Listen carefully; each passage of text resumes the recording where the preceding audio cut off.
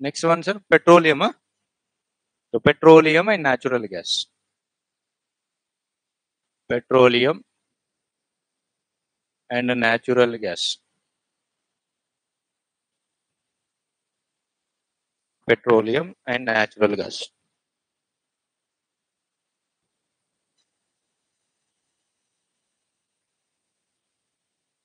So petroleum natural gas దీంట్లో sir మీకు వచ్చే క్వశ్చన్ మోస్ట్లీ రీసెంట్ గా న్యూస్ లో ఉంది ఏంటిది strategic reserves.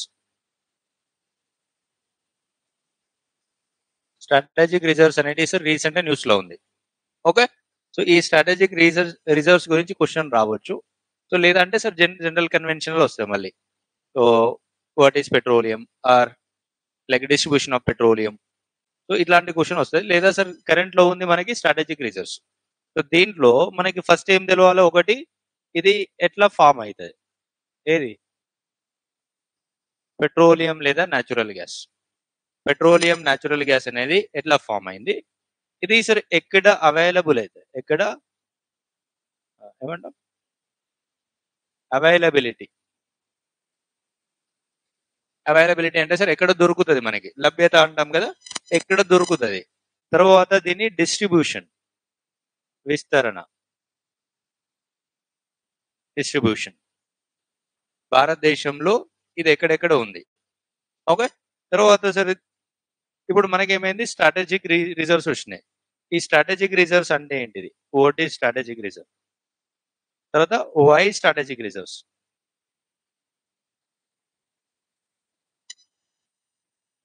Okay, so first చూడండి, ఇది సార్ మనకి ఎట్లా ఏర్పడుతుంది, formation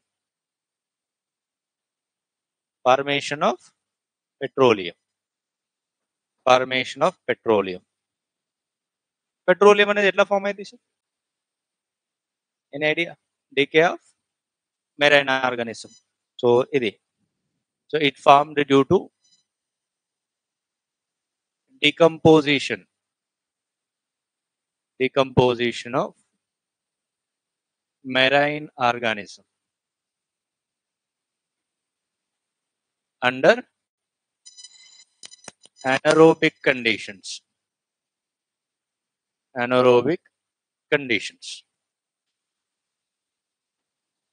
Okay, anaerobic condition. What is anaerobic condition? Absence of oxygen.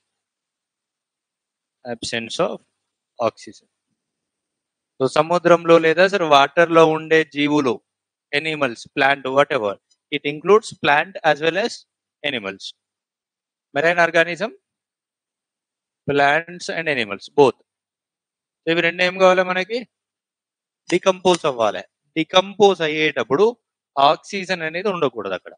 Okay, in absence of oxygen at great pressures, under great pressures, అధిక పీడనం వద్ద ఏమంటాం సార్, అనారోబిక్ కండిషన్.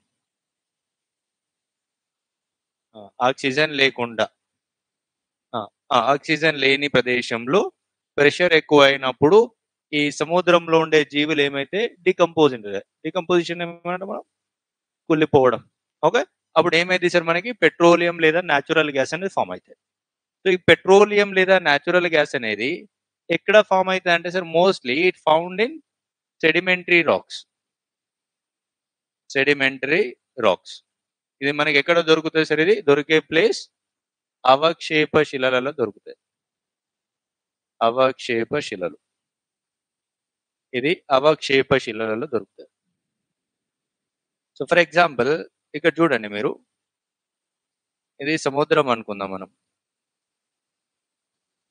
ఇదంతా వాటర్.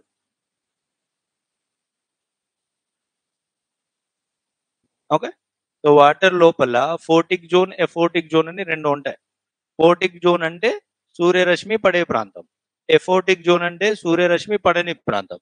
ఇప్పుడు సార్ సన్ రేస్ ఏమైతే ఇక్కడ వరకు పోతుంది, ఇక్కడ వరకు పడతాయి కదా. సో ఇప్పుడు ఈ ప్లేస్ లో దీన్ని ఎఫోటిక్ జోన్ అనొచ్చా మనం.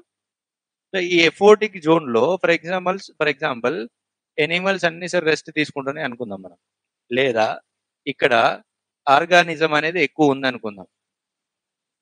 ఓకే, ఏదో ఒక రీజన్ వల్ల ఇక్కడ ఉన్న సెడిమెంట్స్ అన్ని వచ్చి ఈ ప్లేస్ లో పడినాయి. Clear sir? ఇప్పుడు ఇక్కడ వాటర్ మిక్స్ అవ్వడం ఆగిపోయిందా? ఇప్పుడు ఈ వాటర్‌లో ఆక్సిజన్ అనేది డిసాల్వ్ అయ్యి ఉంటది. ఎంతో కొంత ఆక్సిజన్ అనేది డిసాల్వ్ అయ్యి ఉంటది. ఇప్పుడు ఈ ఆక్సిజన్ ఉన్నంత కాలం ఈ యానిమల్స్ ఏమైతాయి సార్ సర్వైవ్ అయితాయి. ఓకే. ఆ మెరైన్ ఆర్గానిజం ఏం చేస్తది? వాటర్‌లో డిసాల్వ్ అయి ఉన్న ఆక్సిజన్‌ని యూజ్ చేస్తా ఉంటాయి.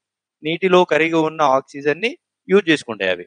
ఇప్పుడు ఇందులో ఉన్న ఆక్సిజన్ అవి రెగ్యులర్‌గా యూజ్ చేసుకోవడం వల్ల ఆక్సిజన్ ఏమైతది? అయిపోతది. ఎగ్జాస్ట్ అయితది. ఇప్పుడు ఇందులో ఆక్సిజన్ అనేది ఆగిపోయిన తర్వాత ఈ యానిమల్స్ అన్నీ ఏమైతాయి సార్? చనిపోతాయా? చనిపోయినప్పుడు ఇక్కడ ఆక్సిజన్ ఉందా? లేదు. ఇక్కడ యానిమల్స్ అన్నీ సార్ దీంట్లో ఉన్నాయి ఇప్పుడు. ఇక్కడ ఆక్సిజన్ లేదు. ఇప్పుడు ఇవన్నీ ఏమైతాయి?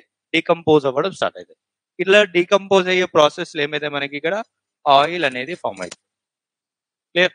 ఈ ఆయిల్ అనేది generally less denser than water. వాటర్‌తో కంపేర్ చేస్తే ఈ ఆయిల్ యొక్క డెన్సిటీ సాంద్రత అనేది తక్కువుంటది. ఆయిల్ యొక్క సాంద్రత అనేది తక్కువుంది కాబట్టి ఇది వాటర్ పైన ఏమైతది సార్ ఫ్లోట్ అవుతా ఉంటది. తేలుతా ఉంటది. అర్థమవుతుందా? వాటర్ పైన ఇది ఏమైతది? తేలుతా ఉంటాయి. ఇప్పుడు ఈ లోపల ఉన్న వాటర్ అనేది ఎన్నో కొన్ని రోజులకి ఏమైతది మెల్లమెల్లగా తగ్గిపోతా ఉంటది sir water level. Water level తగ్గుతా ఉంటే ఈ పైకి ఏమైతది సార్ ఇప్పుడు పెట్రోలియం అనేది పైకి రావడం స్టార్ట్ అయితది. ఇప్పుడు ఇక్కడ ఏం పడినాయి? సెడిమెంట్స్ పడినాయి గదా! సో, ఈ సెడిమెంట్స్ అనేటివి వాటర్ ప్రెషర్ వల్ల ఇవేమైతాయి గట్టిగా అయితాయి. సో, గట్టిగా అవ్వడం వల్ల ఇక్కడ ఏమైంది మనకి రాక్ ఫార్మ్ అయింది. ఈ రాక్‌ని ఏమన్నాం మనం సెడిమెంటరీ రాక్ అని పిలిచాం. సో, దీని కింద ఈ ప్లేస్‌లో ఏముంది మనకి? ఇక్కడ హార్డ్ రాక్ ఉంటది. అర్థమైందా?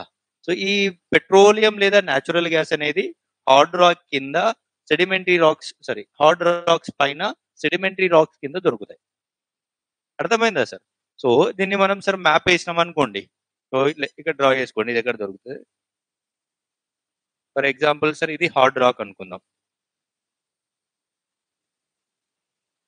సో, ఇది సార్ హార్డ్ రాక్ అనుకోండి. ఈ పైన ఉన్నది సెడిమెంటరీ రాక్ అనుకుందాం. క్లే అనుకుందాం. ఈ పైన ఉన్నది క్లే. ఇది క్లే. ఇది హార్డ్ రాక్. ఈ మధ్యలో వాటర్ ఉన్నాయి. ఇది వాటర్. ఈ వాటర్. ఇక్కడ ఏముంటాయి మనకి? ఆయిల్ ఉంటది. ఈ రెడ్ కలర్‌ది సార్ ఆయిల్. దీని పైన ఏముంటాయి మనకి? నేచురల్ గ్యాస్ ఉంటది. పైన నేచురల్ గ్యాస్ ఉంటది. కొన్ని సార్లు ఏమైద్ది సార్ ఇక్కడ వాటర్ ఏముండదు. కంప్లీట్ నేచురల్ గ్యాస్ కంప్లీట్‌గా ఏముంటది మనకి? ఆయిలే ఉంటది. అర్థమైందా? కొన్ని సార్లు వాటర్ ఏముండదు. కంప్లీట్ ఆయిల్ ఉంటది. ఇప్పుడు ఒకటే మైన్‌లో, ఒకటే ఫీల్డ్‌లో ఆయిల్ ఉంది. ప్లస్ నేచురల్ గ్యాస్ ఉందా? ఓకే. ఒకటే మైన్‌లో ఆయిల్ ప్లస్ నేచురల్ గ్యాస్ ఇవి 2 ఉంటే దీన్ని సార్ మనం వెట్ గ్యాస్ అని పిలుస్తాం. Wet gas. ఎందుకు? లిక్విడ్ ఉంది గదా! గ్యాస్ దగ్గర ఏముంది? లిక్విడ్ ఉంది. సో, వెట్ గ్యాస్ అన్నాం. లేదా అసోసియేటెడ్ గ్యాస్ అని పిలుస్తాం. Associated gas. ఇది సార్ ప్రిలిమ్స్‌లో వస్తే మెయిన్స్‌లో రాదు. ఓకే. ఒకవేళ నేచురల్ గ్యాస్ అనేది ఆయిల్‌తో కలిసి ఉంటే దాన్నేమన్నాం? వెట్ గ్యాస్ లేదా అసోసియేటెడ్ గ్యాస్ అని పిలుస్తాం. Clear sir. రెండోది కొన్ని సార్లు సార్ ఓన్లీ నేచురల్ గ్యాసే ఉంటది. పెట్రోలియం ఏమైతది? ఎవాపరేట్ అయితది. పెట్రోలియం ఎవాపరేట్ అయినప్పుడు దాని లోపల మనకి ఓన్లీ గ్యాస్ మాత్రమే ఉంటది. ఓన్లీ నేచురల్ గ్యాస్ ఉందనుకోండి. ఏదైనా ఒక ఫీల్డ్‌లో ఓన్లీ నేచురల్ గ్యాస్ ఉంటే దీన్ని డ్రై గ్యాస్ అని పిలుస్తాం. డ్రై గ్యాస్ లేదా non associated gas. Non associated gas. తడి వాయువు, పొడి వాయువు సింపుల్‌గా.